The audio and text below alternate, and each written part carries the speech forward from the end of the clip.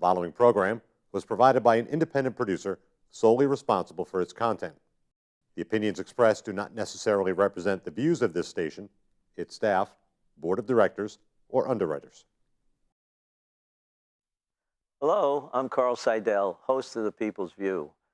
The show is sponsored by the Nashua City Republican Committee, and if you like to attend our meetings, they're the second Thursday of every month at 6:30 at the Crown Plaza. And if you want to find out more about our organization, you can go to nashuagop.org to see our website and learn about the events that we have. Welcome to The People's View.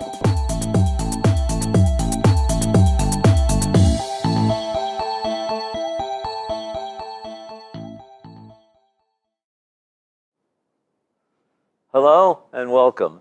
Well, help me welcome Senator Andy Sanborn and Kevin Avard. Thank you so much for having us today. Okay. How you doing, Carl? Kevin, as everybody knows, is from the Nashua area. Andy's from the Bedford area. I am. Okay, and we're going to talk about House Bill 1696, aren't we? That's going to be an easy one about extension of the Medicaid program. Correct. For another 2 years. Right. Well, you're chairman of the Senate Committee on Health and Human Services, Senator. Tell us what you're looking at, because it was voted out of the House, I guess, not out of the House, of the House Finance Committee yesterday, and we'll be voting on that next week. Sure, Carl. Thanks so much for the question, and to both of you, thank you so much for having me on the show today. You know, first, we probably need to step back a little bit and say, what is this bill and what does it do? Because I think there's oftentimes a lot of confusion about Medicaid versus Medicare. Mm-hmm. So we know that Medicare is health insurance for people who are over 65 years old. Medicaid traditionally has been a program to provide health insurance for people that are three things: poor, broke, and sick. I mean, look, our state, and in fact America, has always felt very strongly about helping people that are truly in need and helping people that are sick. It's part of the fabric of who we are. But we've always had requirements to do this, that you couldn't be making any money, so you had to be poor. You couldn't have any money, so you had to be broke, and you had to be sick. Now, in a state we have today with about 1.3 million people in it, we have about 175,000 people that qualify for Medicaid, of which about 135,000 people are on it at any given time. And if those people get sick, we pay for their medical care. Now, as a part of Obamacare, and we know we've all been having that conversation and that debate now for about 6 years, as part of Obamacare, there was a section that people didn't talk about a lot. And that provision within that bill said, we want to eliminate the requirement of being poor or being sick, and just say, if you don't make a lot of money, irrespective if you're sick, irrespective if you have any assets, we're still going to provide you government-provided free health care. Mm-hmm. Now remember, because we already take care of everyone who is under 18, we already take care of everyone who is sick, and we already take care of everyone who is over 65 years old, mm-hmm.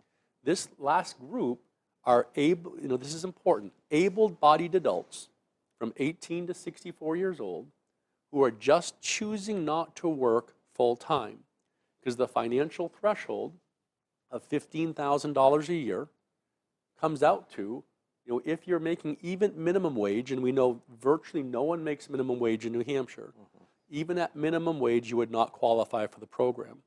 So some people are obviously very concerned about the fact of what's it saying to our society, what's it saying to our encouragement to get people to work, what's it saying that we recognize there's only so much money to go around, and if our number one charge is to help those that truly are sick and truly are in need, that now we're diverting money away from them to give a benefit to people who are able-bodied and just not working full-time. So this program came about, and there was a challenge in the U.S. Supreme Court as to whether or not the federal government had that ability to force the states to do it. And the Supreme Court came back and said, no, you can't force the states to do this, so they have to decide amongst themselves whether or not they wanted to do it or not. And so every state raised that question. Some states have, some states have not. New Hampshire made the decision through a vote of the legislature that we should do the program. Now, doing the program was under the auspice from the federal government, and we all of us trust the federal government. I'm sure all of you listening out there today, you all trust the federal government today as well. Because, of course, in this case, the federal government said, if you do this program, it's free. We will pay for all of it. And as my wife likes to say, you know she's also in the House of Representatives, it is the figment of free federal funds forever. Because that's what the federal government provides to us. Yeah. So under this cloak of it's free, even though we all have to remember that we pay both our state taxes and our federal taxes, just out of different pockets, the state of New Hampshire entered into it. Now, we know nothing's free, and we know that nothing lasts forever. So part of this program is we step up. The government said they'd pay for it free for the first 2 years, and then the state would have to start contributing more and more money towards it until ultimately the state would have to pay 10% of it. 10% sound like a big deal? Doesn't sound like a lot of money, does it, Senator Abard? When I know the figures, I do. When you know the figures, they sure do. So let's back up a little bit. We also have to remember that federal law, in a belief that I know all three of us have, people who are in need, we are there to help them out.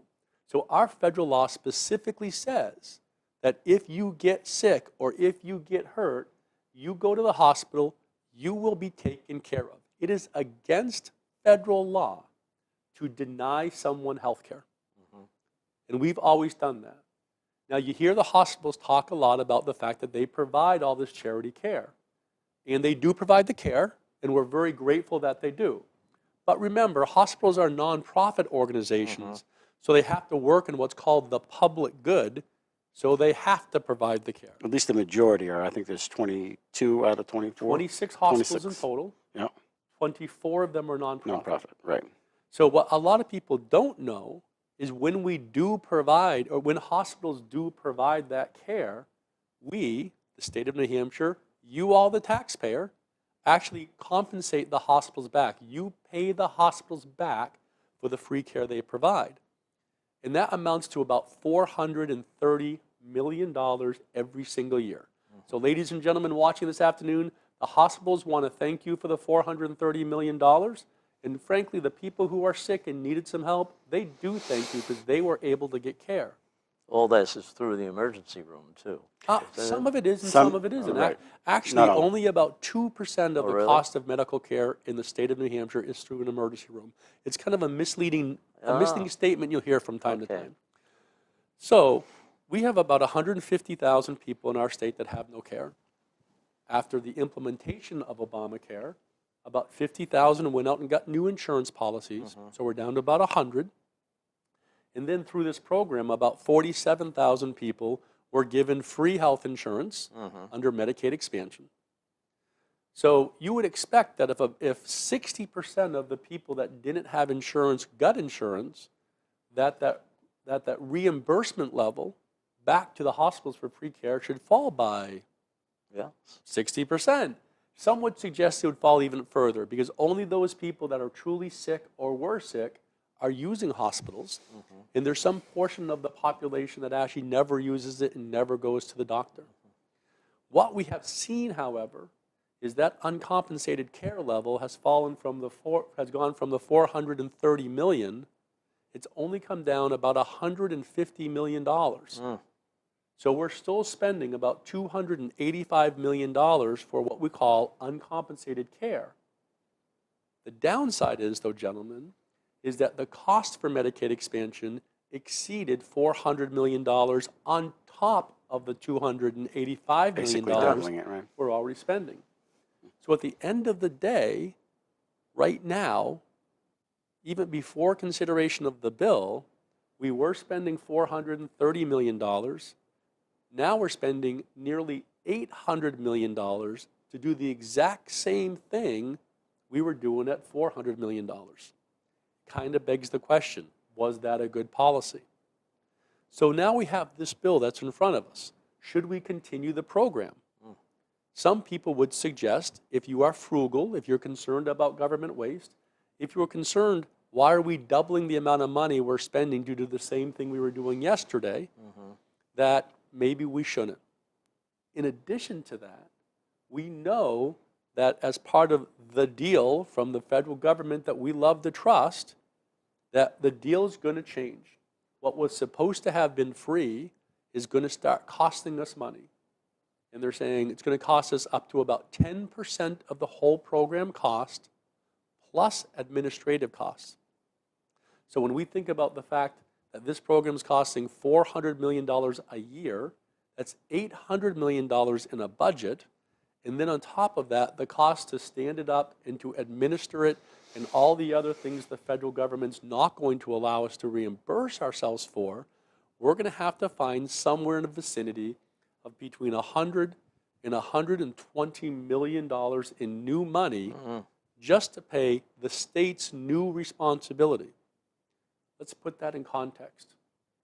Our total business taxes, every business that pays taxes in New Hampshire only raises about 300, with the business profits tax, only raises about 300 million.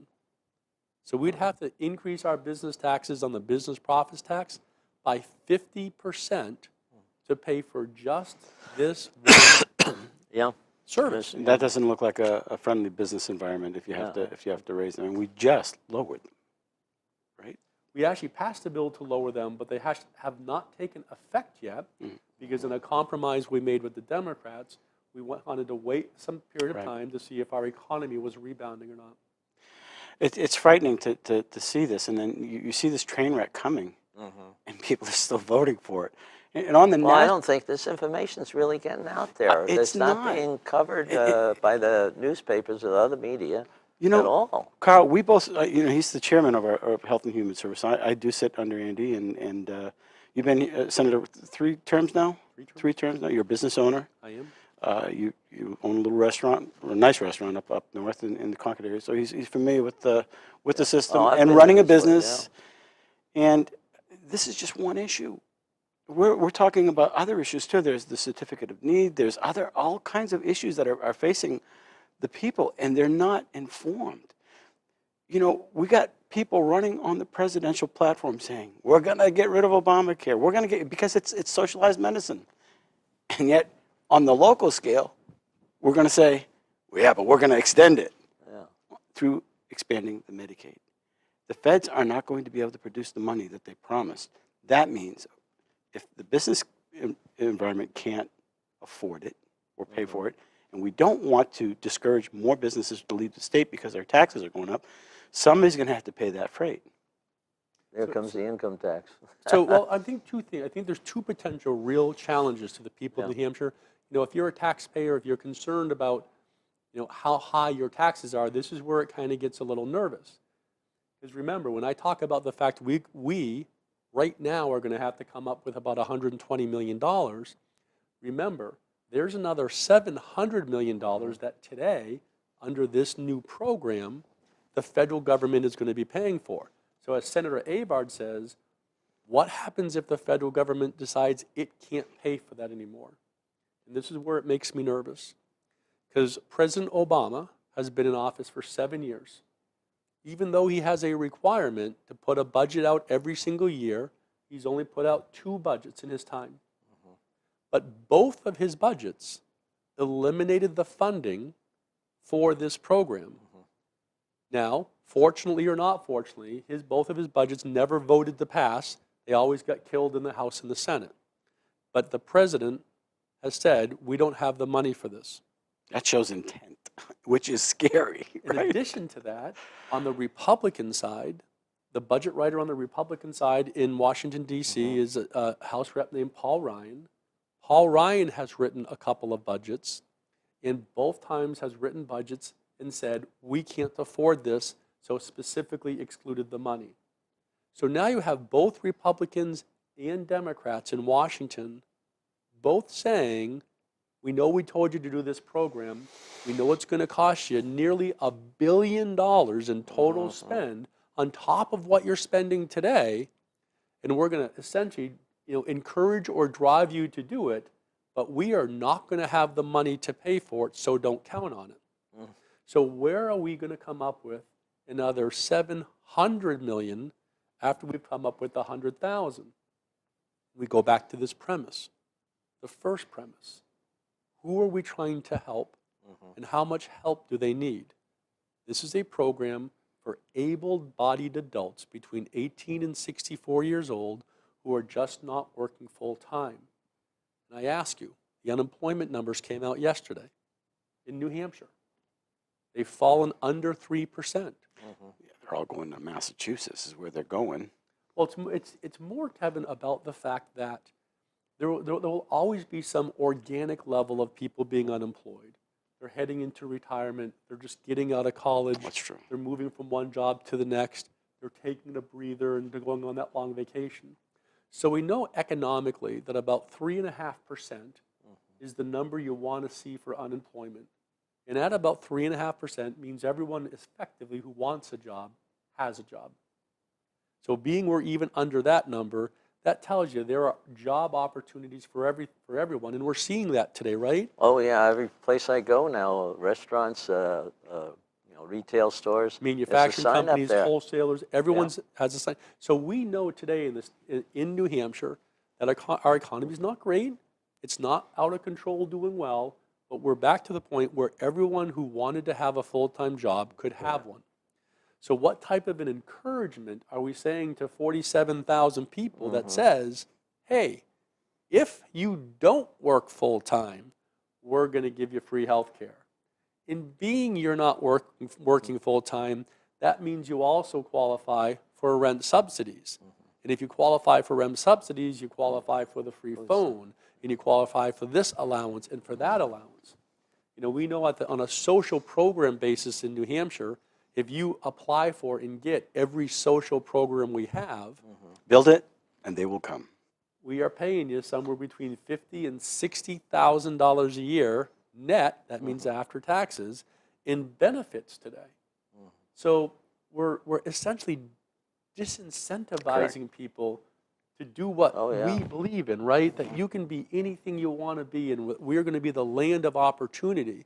And you need to get up and reach for the stars and do what our parents and our grandparents told us to do, which is pull up our bootstraps.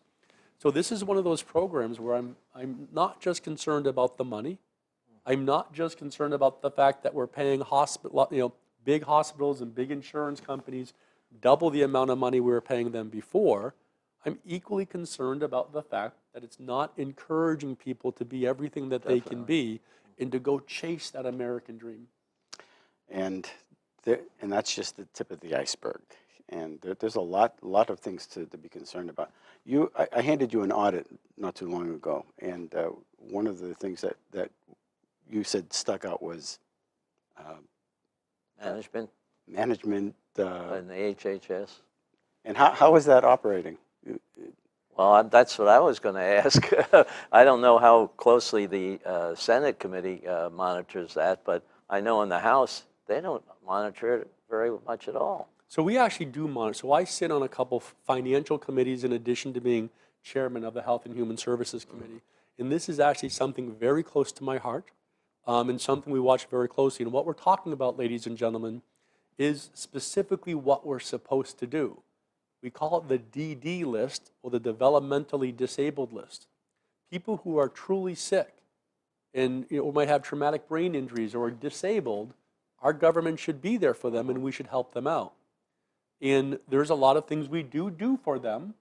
And the challenge is, though, because money is limited, because we have to prioritize, we've always had kind of a list of people that we know they need services, and we can't give them everything they need. We give them some, but we have what's called a DD wait list to say, if we have the money, we'll fill out the repertoire of what these people need for help. Now, the Republican Party, not the Democrat Party, but the Republican Party, and frankly, with all due respect to the House, the Senate has always been very adamant that we want to eliminate the wait list. that anyone who needs services should get them because they are the most needy in our society. And we passed a law 2 years ago that said we are going to eliminate the wait list. We gave that bucket of money an additional $70 million. It was the biggest priority in the Senate and the budget. Yeah. What happened?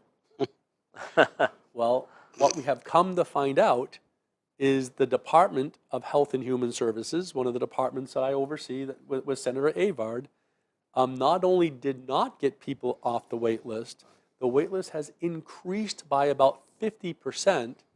And if that doesn't make people frustrated enough, they're sitting on about $40 million in money. I saw that. I couldn't believe that when I hit the paper. Yeah, the paper finally said something about that.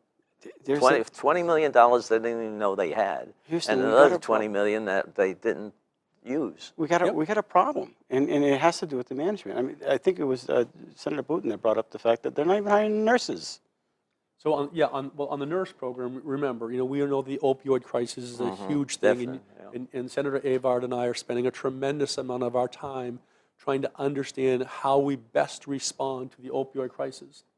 Now, one of these things we decided to do as a state to help our society was to say we need more beds for people who have mental health issues. Right. We need more beds for people who are really, really addicted and need true clinical medical care. So we spent the money and we put an addition onto the New Hampshire hospital. We freed up a bunch of beds, but the beds have been sitting empty for a year because they haven't hired the nurses to staff it so they can bring more people in. So at some level, we have concern, those of us who, ladies and gentlemen, that you're tasking us to watch our government for you and to make sure it runs well. Well, right now, time and time again, we're seeing some places that we're becoming discouraged about because I don't think it's being run as well as any of us would like to see it run. Does that bring up the question, is HHS too big to really be managed properly? Should it be broken into certain subgroups? I personally believe that when we think about how big our budget is, that, ladies and gentlemen, the budget you're operating under today is about $12 billion. It could be as high as $13 billion after Medicaid expansion comes through. Almost half of that's being spent in the HHS division, and it does raise that question, Carl. Whether or not that's, think about it. We're going to be spending about $3 billion a year just in that one state agency, and has it become so big? Should it be broken up? Because clearly we're having some management concerns at this point. I know one of the things, I sit on the Public Works and Highways, and we have a capital budget responsibility. And there were a couple of hospitals that came in that wanted money for capital improvements to set up not departments, but a wing or something like that could handle a lot of these mental health people. But they could not get the connection with HHS. No, they could never get them to, say that what they had was a good idea and would help them out. Would that have fallen under the certificate of need? No, so I think this raises a question. We've seen hospitals do some significant expansions recently, and I guess I'm one of those guys that believes that hospitals do great work and we have great doctors, but as a company, as an entity, if it wants to expand, should they come to the state and ask for more state tax dollars to expand, or should they spend their own money? So this is one of those cases where I am aware that they came and said, oh, gee, look, there's a crisis and we're willing to help. Yeah. We just want someone else to pay for it. Yeah. So maybe the hospital should, if they want to expand, and I encourage them to expand, that they should. Now, Senator Avard, as you say, we have restrictions and requirements called the Certificate of Need, where hospitals have to prove there's a need to the society to spend money. Now, that's a free market program that I don't subscribe to, and I don't think you subscribe to it. Not even a little bit. So we should eliminate that and just tell the hospitals, if you want to do it. We addressed that on the Senate floor, and actually Andy introduced an amendment to make that certificate of need sunset, because it's tried to sunset 2 or 3 times. It's been 3 sessions, 5 years now. And one of my colleagues on the other side of the aisle said, but Senator Avard, if we get rid of the certificate of need, we're going to have this free market thing come into me. I'm thinking, did I just hear that? They don't Yes, understand that. it's called competition, and you want competition. You want people to look at New Hampshire. That's jobs. That's jobs. That's jobs. Right? Right? It's not just jobs. I mean, if we It's do it right, opportunity. it will help cut the cost of health care. And you'll have a lot of Competition. freestanding operations. We only have 2 private hospitals, from what I And for understand. me, it's not as important as much as if they're for-profit or not-for-profit. It's the fact that we have to remember we have arguably the highest cost Correct. of health insurance in America and the highest cost of healthcare costs in America at a time where they continue to tell us that we have the healthiest population in America. There is something foundationally wrong with our healthcare system, because admittedly so, our legislature, the Senate, the House, the governor, our state of New Hampshire is refusing to recognize that we have to deal with this and we have to start lowering people's cost of healthcare, because you shouldn't have to be paying more for your health insurance than you're paying for your mortgage. Well, do you think opening the borders to other health insurance Yes. companies is going to help? I put that bill in 5 years in a row. It doesn't go anywhere. It didn't happen again. Years ago, Just I like used to some of these sell. audit reports. I used to sell the mega plan for years ago when I sold insurance. I used to sell to small businesses. It was called the mega plan. It was through Mass Mutual. I also used to sell for Blue Cross as well as Mutual of Omaha and Northeast Planning Associates. And there was competition back then, and I was knocking on doors. Yeah. Hey, would you like to lower your premiums? That disappeared. I believe under Governor Shaheen at the time. She Yeah. discouraged that. Yeah, I mean, look, we only have about 1 minute left. And let me tell you something, ladies and gentlemen. You're hearing me complain about a lot of things today, because I'm a guy that likes to get things fixed. But I'm here to tell you, we can fix all of this. We can. If we have the right people in office, and there's 2 gentlemen who have done a phenomenal job at what they're doing, we get the right people in office, we make the right policies, we can cut your health care costs, we can cut your taxes, but still make sure you have great health care and a great place to live, and our roads will be fixed. This is about just better management of your money, and I think it's something that, it highlights the fact that we need to continue to do it on a regular basis. We need to get people oriented that way, to think that way. And it's just a part of informing them what the real situation is, and then coming up with a plan and moving it forward, I think. Well, I'd like to thank you both, gentlemen. Hopefully the Senate can correct what the House didn't correct. We'll do our very best. And if we can help, let's have a good committee of conference and put it upright. Fantastic. Okay, thank you very much for attending. Thanks so for having much us. for your time today. Okay, and thank you for listening to us.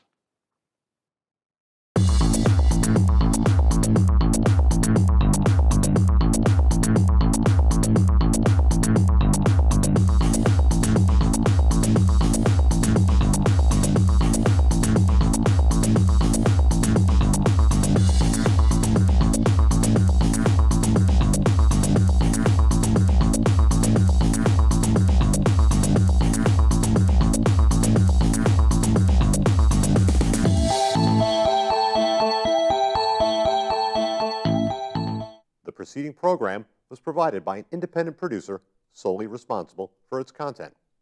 The opinions expressed do not necessarily represent the views of this station, its staff, board of directors, or underwriters.